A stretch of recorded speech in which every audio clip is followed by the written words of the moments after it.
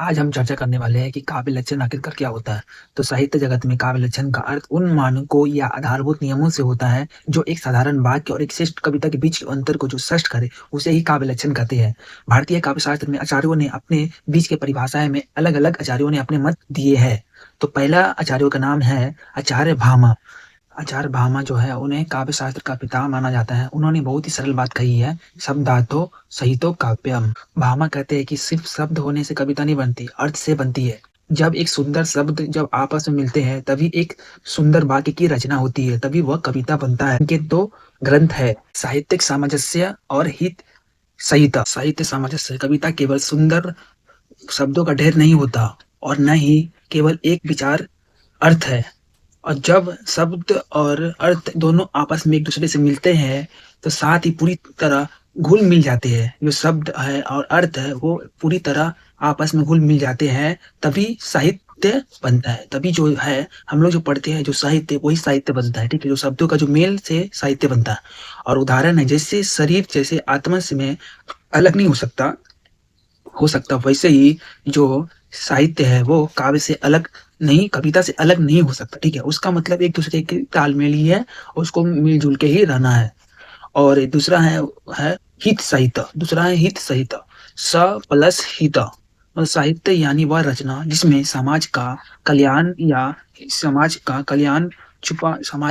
या भला छुपा हो। कविता जो है वो सिर्फ मनोरंजन का खेल नहीं है, मनोरंजन के लिए सीमित नहीं है, बल्कि कविता जो है वो समाज में उद्देश्य और कल्याण की भावना को उजागर करता है और समाज में उद्देश्य पहुंचाने का काम करता है। जो कविता समाज में उद्देश्य या लोगों को संदेश पहुंचाने का काम नहीं करे, सिर्फ मनोरंजन करे, उसे अच्छा साहित्यकार नहीं माना जाता। ठीक है, आचार्य दंडी ने अपने ग्रंथ काव्यदर्श में काव्य की परिभाषा देते हुए लिखा है कि शरीरम तावदिष्ठाता वैवच्छिन्ना पदावली। सच है कि दंडी को सिर्फ वह काव्य को, शब्दार्थ को सिर्फ काव्य नहीं मानते, वो शरीर को काव्य मानते हैं। वो जो शरीर है वो काव्य को शरीर मानते हैं और आत्मा नहीं। दंडी अलंकारवादी आचार्य थे। उन्होंने अलंकार को शरीर का आत्मा माना है और परिभाषा देते हुए लिखा है कि सार रूप में यह कहा है कि सकता है कि दंडी के अनुसार शब्दार्थ जो है वो काव्य अलंकार युक्त हो वो काव्य है। आचार्य वामन रीति संप्रदाय के प्रवर्तक थे और अपने ग्रंथ उन्होंने काव्य अलंकार सूत्रवृद्धि में काव्य की निम्न परिभाषा देते हुए लिखा है कि मूल मंत्र गुणांकृतियो शब्दार्थो काव्यम। और चौथे आचार्य का नाम है आचार्य मम्मट।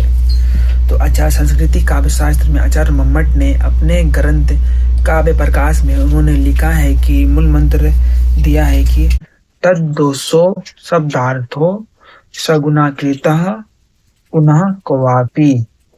अर्थात काव्य वह शब्द होता है जो अर्थ दोष हित रहित, मतलब जो उसमें जो शुद्ध दोष होता है उसके जो रहित होता है उसे मुक्त करे और उसे जितना बेहतर कर सके उसे ही काव्य बना सके, उसे ही काव्य कहते हैं। ठीक है, तो ये आचार्य भामन का बात है। ठीक है, और पांचवें आचार्य का नाम है आचार्य विश्वनाथ। कौन से काल में थे? 14वीं शताब्दी में थे। तो साहित्य दर्पण में विश्वनाथ ने भामा और दंडी और वामन और मम्मट से आगे बढ़कर भी काव्य लक्षण का मतलब जिक्र किया है और परिभाषा भी दिया है। तो इसका मूल मंत्र है वाक्यम रसात्मक काव्यम। अच्छा, विश्वनाथ का जो मूल मंत्र है वाक्यम रसात्मक काव्यम, जो वाक्य है वो रसात्मक है। इस प्रकार हम किसी फिल्म या मूवी को देखते हैं, जो फील हमें होता है वही, मतलब जो काव्य को हम मनोरंजन या फनी या कोई कविता अगर कॉमेडी या फनी होता है तो हमें हंसने या पढ़ने में मजा आता है। ठीक उसी प्रकार काव्य अगर अच्छा या बेहतरीन नहीं होगा तो उसे पढ़ने या उद्देश्य देने के लिए नहीं, वो सच्चा साहित्यकार नहीं होगा। ठीक है, और वो विश्वनाथ जी कहते हैं।